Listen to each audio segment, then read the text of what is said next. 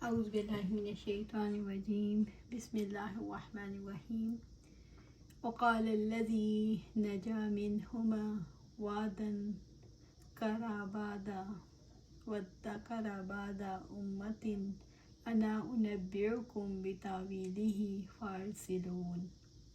اور ان دو میں سے جس نے رہائی پائی تھی اور اسے ایک مدت بعد یاد آیا، اس نے کہا میں تم کو اس کی تعبیر بتا دوں گا، سو مجھے بھیج دو۔ سورہ یوسف آیا 45۔ وقال الذی نجا منہما، اور ان دو میں سے جس نے رہائی پائی تھی۔ شاہ مصر نے جب درباریوں سے خواب کی تعبیر پوچھی تو ان میں سے ایک قید خانے کا قیدی بھی تھا جس نے خواب میں دیکھا تھا کہ وہ شراب نچوڑ رہا ہے۔ وَادَّكَرَ بَعْدَ أُمَّتِي، اور اسے ایک مدت بعد یاد آیا، اس شخص کو خواب یاد آ گیا، اور یہ بھی کہ انہوں نے یوسف علیہ السلام سے تعبیر پوچھی تھی۔ انہوں نے جو تعبیر بتائی تھی عملاً وقوع پذیر ہو چکی تھی۔ اسے یہ بھی یاد آ گیا کہ یوسف علیہ السلام نے کہا تھا کہ وہ آقا کے پاس ان کا تذکرہ کرے۔ یہ مدت کئی سال کی تھی اور یہ تقریباً 7 سال کا عرصہ تھا۔ انا انبئکم بتاویلہ فارسلون، میں تم کو اس کی تعبیر بتا دوں گا، سو مجھے بھیج دو۔ اس شخص نے یوسف علیہ السلام کے پاس بھیجنے کا تقاضا کیا تاکہ وہ تعبیر پوچھ سکے، اور انہوں نے اسے بھیج دیا۔ یوسف ایھا الصدیق افتنا فی سبع بقرات سمان یاکلوہن سبع عجاف وسبع سنبلات خضر وأخر یابسات لعلی ارجع الی الناس لعلہم یعلمون۔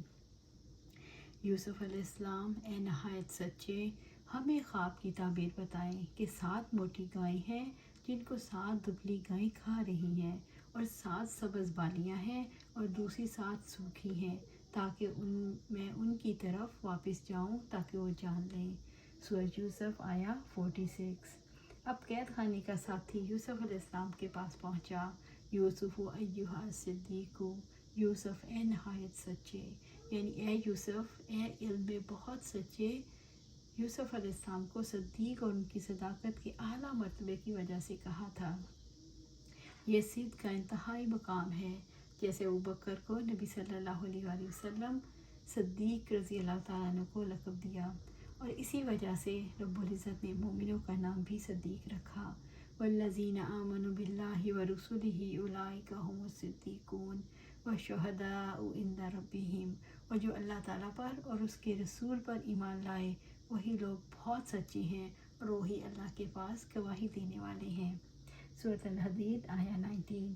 عبداللہ بن مسعود رضی اللہ تعالیٰ عنہ رسول اللہ صلی اللہ علیہ وآلہ وسلم سے روایت فرماتے ہیں کہ آپ صلی اللہ علیہ وآلہ وسلم نے فرمایا، سچائی نیکی کی طرف رہنمائی کرتی ہے اور نیکی جنت کی طرف لے جاتی ہے، اور آدمی برابر سچ بولتا رہتا ہے یہاں تک کہ اللہ تعالیٰ کے ہاں اس کو سچا لکھ لیا جاتا ہے، اور جھوٹ برائی کی طرف رہنمائی کرتا ہے اور برائی جہنم میں لے جاتی ہے، اور آدمی برابر جھوٹ بولتا رہتا ہے یہاں تک کہ اللہ تعالیٰ کے ہاں اس کو جھوٹا لکھ لیا جاتا ہے۔ یعنی اپنے قول اور افعال میں بہت ہی سچے تھے۔ افتنا فی سبع بقرات سمان یاکلوہن سبع عجاف وسبع سنبلات خضر وأخر یابسات لعلی ارجع الی الناس لعلہم یعلمون۔ ہمیں خواب کی تعبیر بتائیں کہ 7 موٹی گائیں ہیں جن کو 7 دبلی گائیں کھا رہی ہیں، اور 7 سبز بالیاں ہیں اور دوسری 7 سوکھی ہیں، تاکہ میں ان کی طرف واپس جاؤں تاکہ وہ جان لیں۔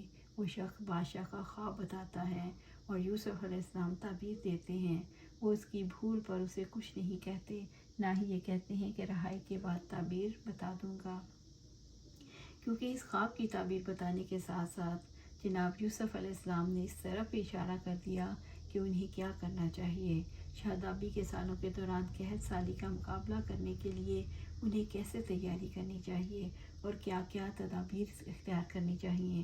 چنانچہ فرمایا فی سنبلہ، کیونکہ اس سے غلہ زیادہ عرصہ تک باقی رہ سکتا ہے اور تلف ہونے کا امکان بعید تر ہوتا ہے، الا قلیلا مما تاکلون، شادابی کے ان دنوں میں اپنی خوراک کا اس طرح انتظام کرو کہ کم سے کم خوراک استعمال کرو تاکہ زیادہ سے زیادہ خوراک کا ذخیرہ کر سکو جس کا فائدہ اور وقت زیادہ ہوگی۔ خواب کی تعبیر یہ تھی کہ 7 موٹی تازی گایوں اور 7 ہری بالیوں سے 7 آئندہ سالوں کی سلسلہ و شادابی کی طرف اشارہ ہے، اور 7 ناگر اور کمزور اور 7 سوکھی بالیوں سے شادابی کے بعد آنے والی خشک سالی اور قحط کے 7 سالوں کی طرف اشارہ ہے۔ اس تعبیر کا پہلو غالباً یہ ہے، اللہ عالم، چونکہ کھیتی کا دار و مدار شادابی اور خشک سالی پر ہے۔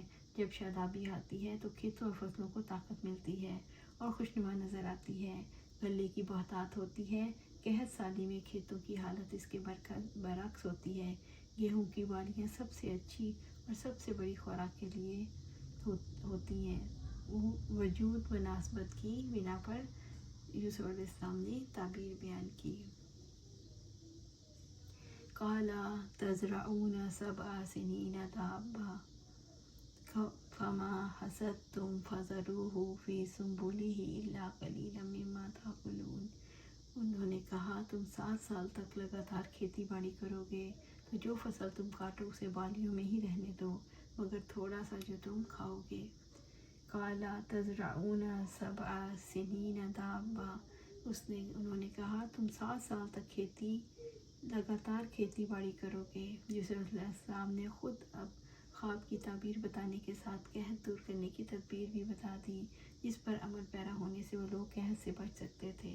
یوسف علیہ السلام نے فرمایا ان سالوں میں جتنا غلہ اگاؤ گے، وَمَا حَصَدتُّمْ فَذَرُوهُ فِي سُنبُلِهِ، تو جو تم فصل کاٹو اسے بالیوں میں ہی رہنے دو، اپنی ضرورت کے مطابق بالیوں سے الگ کر کے باقی غلے کو بالیوں میں ہی محفوظ کر لینا تاکہ ضرورت سے زیادہ اناج کو ضائع ہونے سے بچایا جا سکے۔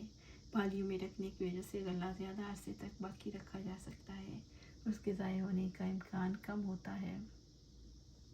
اِلَّا قَلِيلًا مِّمَّا تَأْكُلُونَ، مگر تھوڑا سا جو تم کھاؤ گے۔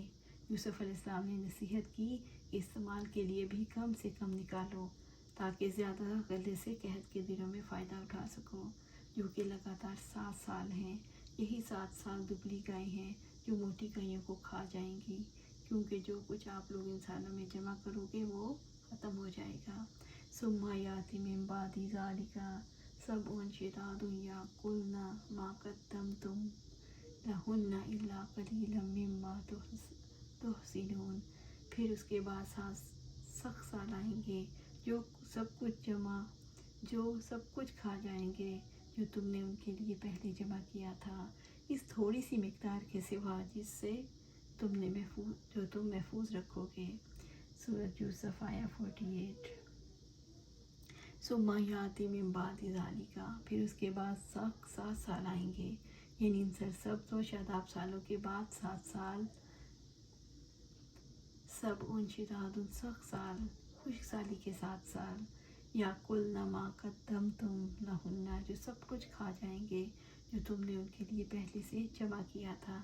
ان سالوں میں کچھ بھی نہیں پیدا ہوگا بلکہ وہ سب کچھ کھا جائیں گے جو آپ نے ذخیرہ کیا ہوگا، خواہ کتنا ہی بڑا ہو۔ إِلَّا قَلِيلًا مِّمَّا تُحْصِنُونَ، اس تھوڑی سی مقدار کے سوا جو تم محفوظ رکھو گے، یعنی وہ قلیل مقدار رہ جائے گی جو تم اگلی فصل کے لیے بیج کے طور پر رکھو گے۔ عبداللہ بن مسعود رضی اللہ تعالیٰ عنہ سے روایت ہے، قریش نے جب رسول اللہ صلی اللہ علیہ وسلم پر ایمان لانے میں تاخیر کی تو آپ نے ان کے حق میں بد دعا کی کہ اللہ ان پر موسیٰ علیہ السلام کے زمانے کا سا قحط نازل فرما۔ چنانچہ ایسا قحط پڑا کہ کوئی چیز نہیں ملتی تھی اور وہ ہڈیوں کے کھانے پر مجبور ہو گئے۔ لوگوں کی اس وقت یہ کیفیت تھی کہ آسمان کی طرف نظر اٹھا کے دیکھتے تو بھوک و پیاس کی شدت سے دھواں سا نظر آتا۔ اللہ تعالیٰ نے فرمایا تو آپ انتظار کیجئے اس روز کا جب آسمان کی طرف ایک نظر آنے والا دھواں پیدا ہو، اور فرمایا بے شک ہم اس آگ کو ہٹا لیں گے اور تم بھی اپنی پہلی حالت پر لوٹ آؤ گے۔ ابن مسعود رضی اللہ تعالیٰ عنہ نے کہا عذاب سے یہی قحط کا عذاب مراد ہے، کیونکہ آخرت کا عذاب کافروں سے ٹلنے والا نہیں۔ ثم یأتی من بعد ذلک عام فیہ یغاث الناس وفیہ یعصرون، پھر اس کے بعد ایک ایسا سال آئے گا جس میں لوگوں پر بارش برسائی جائے گی اور اس میں وہ رس نچوڑیں گے۔ ثم یاتی من بعد ذالک عام، پھر اس کے بعد ایک ایسا سال آئے گا۔ یوسف علیہ السلام نے خواب کی تعبیر دیتے ہوئے فرمایا کہ قحط کے 7 سالوں کے بعد ایک ایسا سال آئے گا جس میں خوب بارشیں ہوں گی۔ فیہ یغاث الناس وفیہ یعصرون، جس میں لوگوں پر بارش برسائی جائے گی اور اس میں وہ رس نچوڑیں گے۔ اس سال بہت کثرت سے بارشیں ہوں گی، بہت غلہ، زیتون اور انگور پیدا ہوں گے جو ان کی ضرورت سے زیادہ ہوں گے، حتیٰ کہ وہ زیتون اور انگوروں سے تیل اور رنگ نچوڑیں گے۔ اس سال میں جانور بھی خوب دودھ دیں گے۔ وقال الملك ائتوني به فلما جاءه الرسول قال ارجع إلى ربك فاسأله ما بال النسوة التي قطعن أيديهن إن ربي بكيدهن عليم۔ اور بادشاہ نے کہا اسے میرے پاس لاؤ۔ پھر جب قاصد اس کے پاس آیا تو اس نے کہا تم اپنے آقا کے پاس واپس جاؤ، سو اس سے پوچھو کہ ان عورتوں کا کیا حال ہے جنہوں نے اپنے ہاتھ کاٹ دیے تھے، یعنی میرا رب ان کے فریب کا خوب جاننے والا ہے۔ سورۃ یوسف آیا 50۔ اور بادشاہ نے کہا اسے میرے پاس لاؤ۔ عزیز مصر نے عجیب خواب کی تعبیر اللہ تعالیٰ کے نبی یوسف علیہ السلام کی زبانی سنی تو ان کی فضیلت اور علم تعبیر میں ان کی معلومات اور مہارت، ان کی رایا کی خیر خواہی کا جذبہ اسے متاثر کر گیا۔ بے ساختہ بادشاہ نے کہا اسے قید خانے سے نکال کے میرے پاس لاؤ۔ ایسے شخص کی تو بادشاہ کو ضرورت ہے جو ایسے سخت حالات میں مخلصانہ مشورہ دے۔ فلما جاءہ الرسول، پھر جب قاصد اس کے پاس آیا، پھر جب شاہ مصر کا قاصد یوسف علیہ السلام کے پاس آیا، قال ارجع الی ربک، تو اس نے کہا تم اپنے آقا کے پاس آ جاؤ، اپنے آقا کے پاس واپس جاؤ۔ بادشاہ کے بلاوے پر یوسف علیہ السلام نے قاصد سے کہا آپ واپس جاؤ اور میرا پیغام پہنچاؤ۔ فاسألہ ما بال النسوة اللاتی قطعن ایدیہن، سو اس سے پوچھو کہ ان عورتوں کا کیا حال ہے جنہوں نے اپنے ہاتھ کاٹ دیے تھے۔ یوسف علیہ السلام نے اپنا مطالبہ سامنے رکھا کہ پہلے اس الزام کی تحقیق کریں جس کی پاداش میں جیل میں بھیجا گیا ہوں، جب تک اس سے بری نہ ہو جاؤں، جب تک لوگوں پر یہ ثابت نہ ہو جائے کہ مجھے جرم کی وجہ سے نہیں ظلم سے قید کیا گیا، اس وقت تک قید خانے سے باہر نہیں آؤں گا۔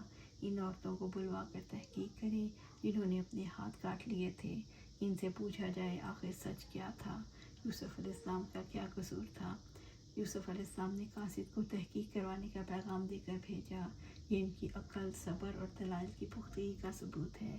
ابو ہریرہ رضی اللہ تعالیٰ عنہ بیان کرتے ہیں کہ آپ صلی اللہ علیہ وآلہ وسلم نے فرمایا اگر میں محمد صلی اللہ علیہ وآلہ وسلم اتنا عرصہ جیل میں ٹھہرتا جتنا کہ یوسف علیہ السلام ٹھہرے تھے اور میرے پاس بلانے کے لیے داعی آتا تو میں فوراً اس کی بات قبول کرتا، اور جب ان کے پاس قاصد آیا تو انہوں نے کہا سو اس سے پوچھو کہ ان عورتوں کا کیا حال ہے جنہوں نے اپنے ہاتھ کاٹ دیے تھے، یقیناً میرا رب ان کے مکر سے واقف ہے۔ سورۃ یوسف آیا 50۔ اللہ تعالیٰ لوط علیہ السلام پر رحمت کرے، وہ تو کسی مضبوط آسرے کا سہارا لینا چاہتے تھے جب انہوں نے اپنی قوم سے کہا کاش تمہارے مقابلے کی میرے پاس قوت ہوتی یا میں کسی مضبوط سہارے کی پناہ لے سکتا۔ سورہ ہود آیا 80۔ سو ان کے بعد جب بھی اللہ تعالیٰ نے کوئی نبی بھیجا تو اسے اس کی قوم کے لوگوں کے انبوہ کثیر میں بھیجا۔ عبداللہ بن عباس رضی اللہ تعالیٰ عنہ فرماتے ہیں رسول اللہ صلی اللہ علیہ وسلم نے فرمایا مجھے اپنے بھائی یوسف علیہ السلام، اللہ تعالیٰ ان کو معاف فرمائے، کہ صبر اور کشادہ دلی پر تعجب ہے۔ جب ان کی طرف خواب کی تعبیر بیان کرنے کا پیغام بھیجا گیا، اگر میں ہوتا تو تعبیر بیان کرنے سے پہلے جیل سے باہر نکل آتا، بس ان کے صبر و فیاضی پر بڑا تعجب ہے۔ اللہ تعالیٰ ان کو معاف فرمائے۔ ان کے پاس آدمی آیا تاکہ وہ باہر نکل آئیں، لیکن وہ اس وقت تک نہ نکلے جب تک ان پر اپنے عذر کی وضاحت نہ کرتی۔ اگر میں ہوتا تو دروازے کی طرف لپک پڑتا، اگر اپنے آقا کے پاس میرا تذکرہ کرنا سورہ یوسف آیا 42 والی بات نہ ہوتی تو وہ جیل میں نہ ٹھہرتے، جبکہ وہ غیر اللہ سے پریشانی کا ازالہ چاہ رہے تھے۔ اِنَّ رَبِّی بِکَیدِہِنَّ عَلِیمٌ، یقیناً میرا رب ان کے فریب کو خوب جاننے والا ہے، یعنی میرا رب تو ان کے فریب سے واقف ہے، وہ ضرور مجھے اس حالت سے نکال دے گا۔ اللہ سبحانہ تعالیٰ سے دعا ہے کہ ہم بھی ہمیشہ سچ کا ساتھ دیں، سچ بولیں اور سچ پر جمے رہیں۔ اللہ سبحانہ تعالیٰ ہمیں دنیا میں جو حق ہے حق دکھائے اور اس پر جما دے، اور جو جھوٹ ہے باطل ہے اسے ہمیں نظر آئے اور اسے ہمیں بچا کر رکھے اور اس سے ہمیں دور رکھے، اور ہمیں نظر آئے کہ یہ سچ ہے اور یہ حق ہے اور یہ باطل۔ اور یہ کب ہوگا؟ جب ہم اپنی زندگی قرآن و سنت کے مطابق گزاریں گے۔ اللہ سبحانہ تعالیٰ ہمیں قرآن و سنت کے مطابق زندگی گزارنے کی توفیق دے اور اس پر ثابت قدم رکھے۔ آمین یا رب العالمین۔